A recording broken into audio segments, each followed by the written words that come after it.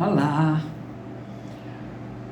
nós já estamos no capítulo 8, que eu vou ler agora para vocês.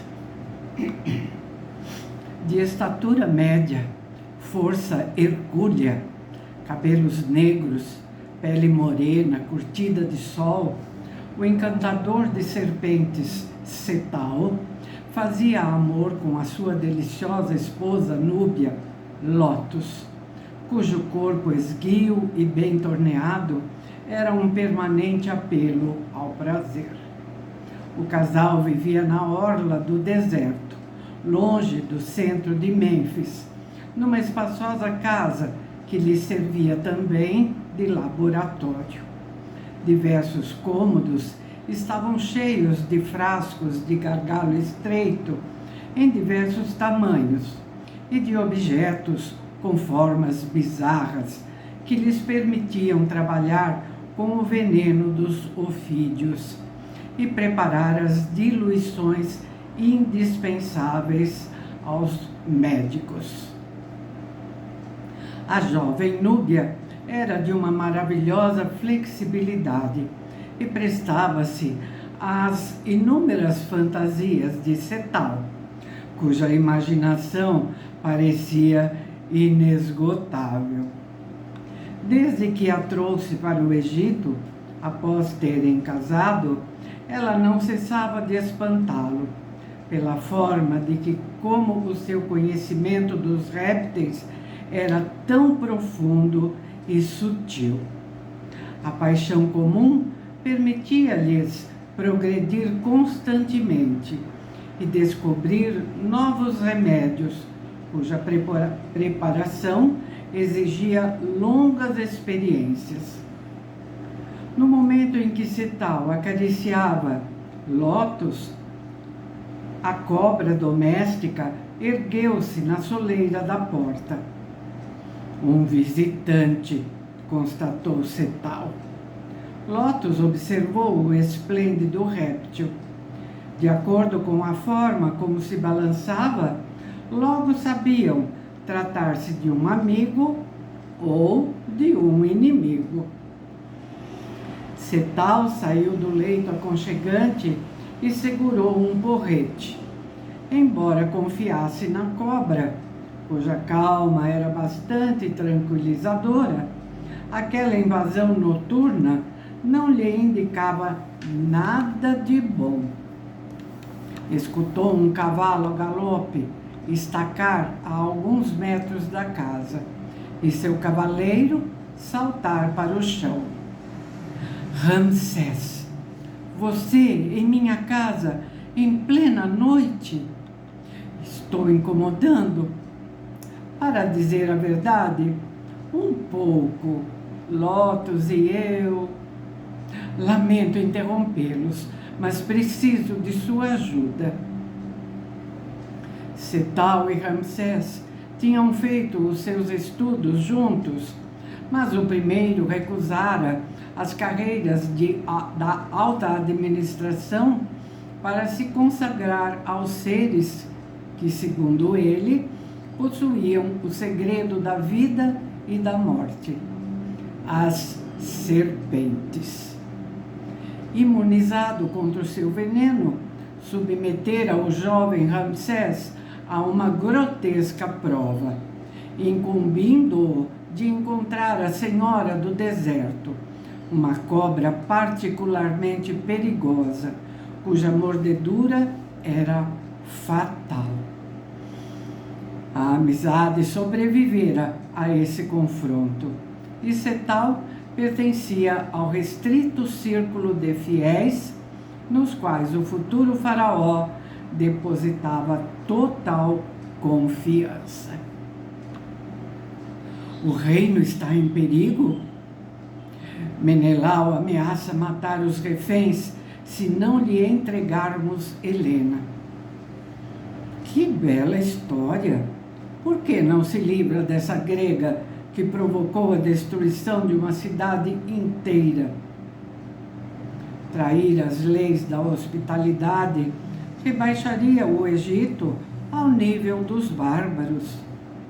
Então, Deixe que os bárbaros se entendam entre si. Helena é uma rainha e deseja viver entre nós. O meu dever é salvá-la das garras de Menelau. Eis as palavras de um faraó. É bem verdade que o seu destino o conduziu para essa tarefa desumana que apenas os loucos e os inconscientes ambicionam.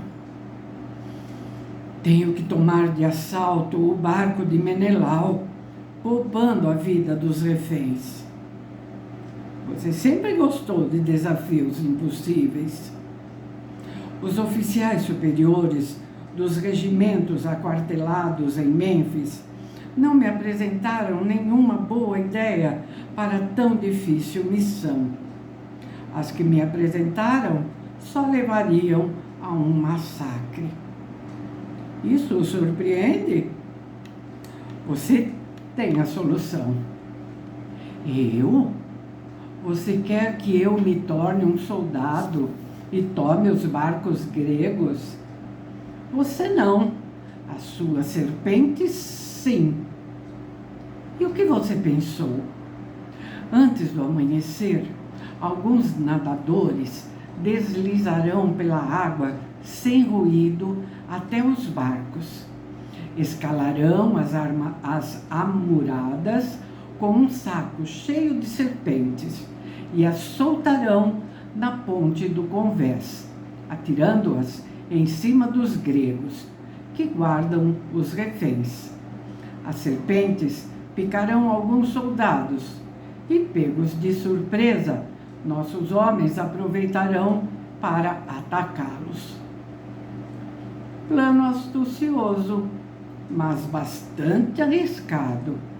Você tem certeza de que as cobras saberão distinguir um soldado grego de um refém egípcio antes de picá-lo? O que tenho certeza é do perigo enorme que vamos correr.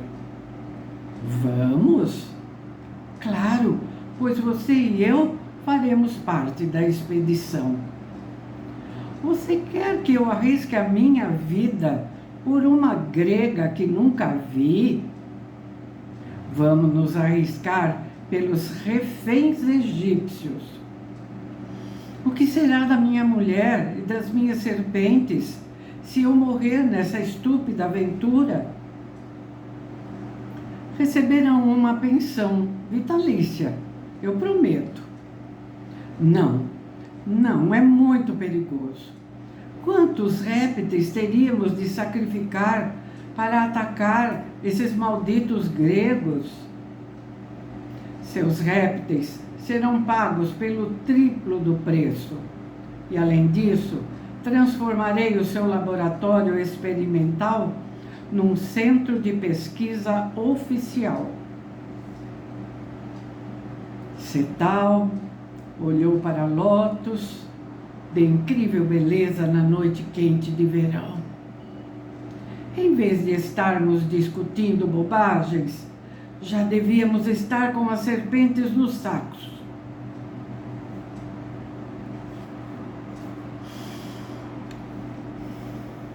Menelau caminhava de um lado para o outro na ponte principal da sua embarcação. Os vigias não haviam notado qualquer movimento no cais. Como o rei da Lacedemônia previra, os egípcios, covardes e cheios de humanismo, não se atreveriam a tentar nada. A tomada de reféns podia não ser gloriosa, mas era eficaz. E mesmo assim, não conhecia outro método no momento para arrancar Helena da proteção de Touia e Nefertari. Felizmente, os reféns tinham parado de chorar e gemer, com as mãos atadas pelas costas, prostrados. Estavam amontoados na popa, sob a vigilância de uma dezena de soldados, rendidos de 2 em 2 horas.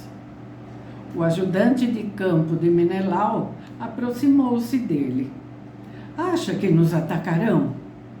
Seria uma estupidez da parte deles, porque eu seria obrigado a matar todos os reféns. Desculpa, gente, tem uma mosquinha aqui me molando. Nesse caso, não teríamos mais qualquer proteção, mas mataríamos muitos egípcios antes de partirmos para o Mar Alto.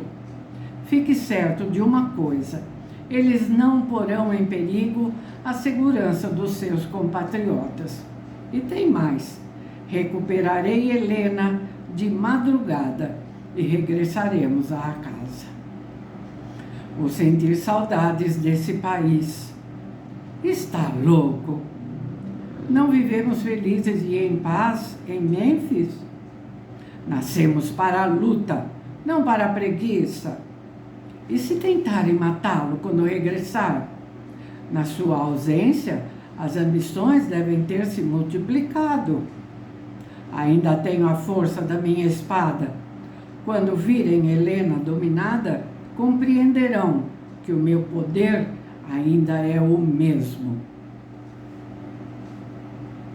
Ramsés havia selecionado 30 soldados de elite, todos excelentes nadadores.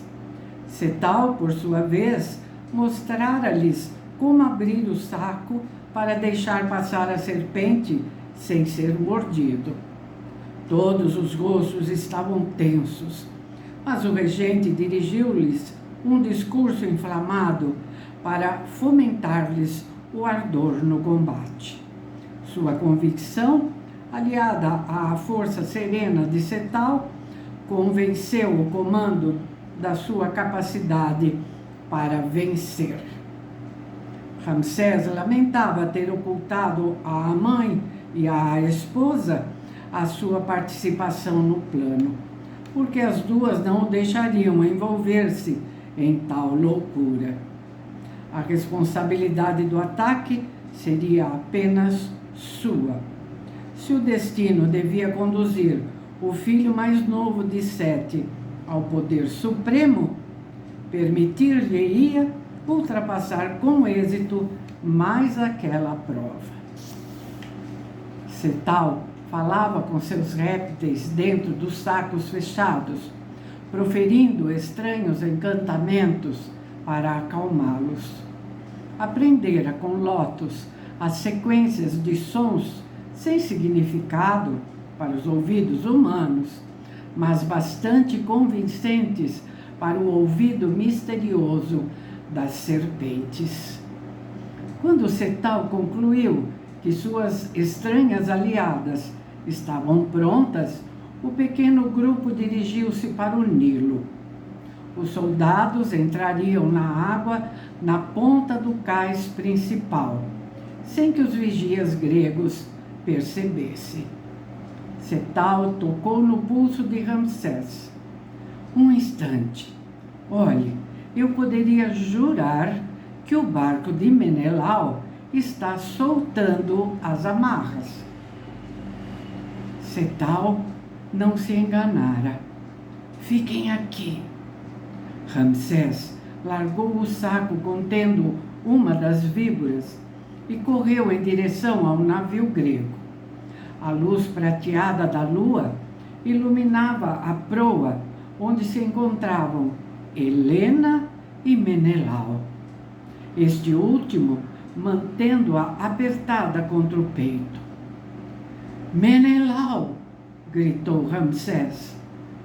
O rei grego, equipado com uma dupla couraça e com um cinto preso em ganchos de ouro, reconheceu a voz do regente. É você, Ramsés? Então veio desejar-me boa viagem. Como pode constatar, Helena ama a mim, seu marido, e doravante ela me será fiel. Como foi inteligente ela voltar comigo. Na Lacedemônia será a mais feliz das mulheres. Menelau deu uma forte gargalhada. Liberte os reféns. Não tenha medo, Ramsés, eu os entregarei vivos. Ramsés seguiu a frota grega num pequeno barco de 2 velas a razoável distância. Quando o dia nasceu, os soldados de Menelau começaram a bater nos escudos com as lanças e as espadas, em meio a um barulho ensurdecedor. Obedecendo às ordens do regente e da grande esposa real, a marinha de guerra egípcia não interveio, permitindo a Menelau o livre acesso ao Mediterrâneo. O rei grego, enfim, estava livre para se dirigir para o norte. Por instantes, Ramsés julgou estar sendo enganado e que o rei da Lacedemônia iria cortar o pescoço dos reféns. Mas logo acalmou-se, pois uma barca foi lançada ao mar e os prisioneiros desceram para ela por uma escada de corda. Os mais dispostos empunharam os remos e afastaram-se o mais rápido que puderam da sua prisão flutuante. Da popa do navio de seu esposo, Helena, com os braços brancos envergando um manto de púrpura, a cabeça coberta por um véu branco e o pescoço adornado com um colar de ouro, contemplava a costa do Egito, o país onde saboreara alguns meses de felicidade, na esperança de escapar ao destino que Menelau lhe impunha.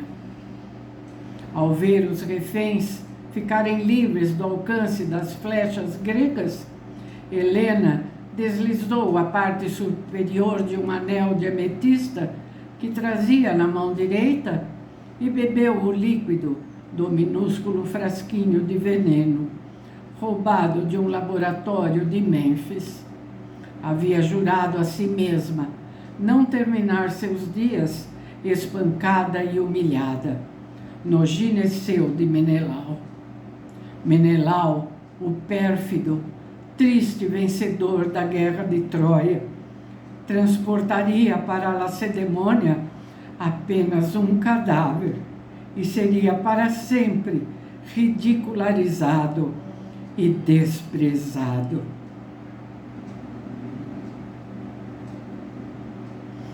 Como era belo aquele sol de verão egípcio.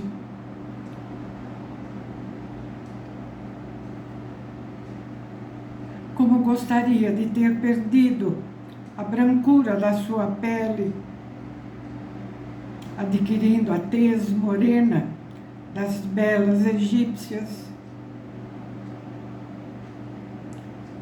livres para amar, desabrochando de corpo e alma.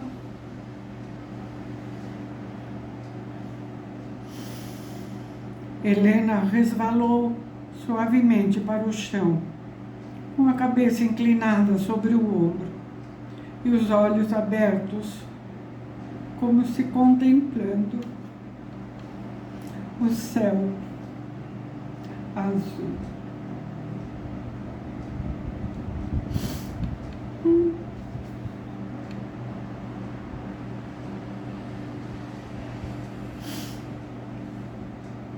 Nossa.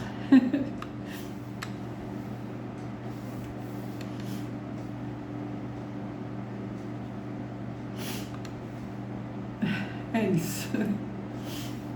Por um lado, a alegria, né, de ver os reféns libertos, mas por outro, tão triste.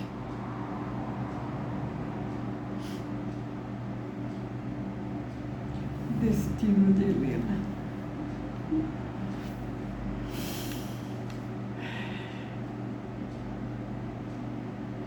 Bom, volto no próximo vídeo, tá bom?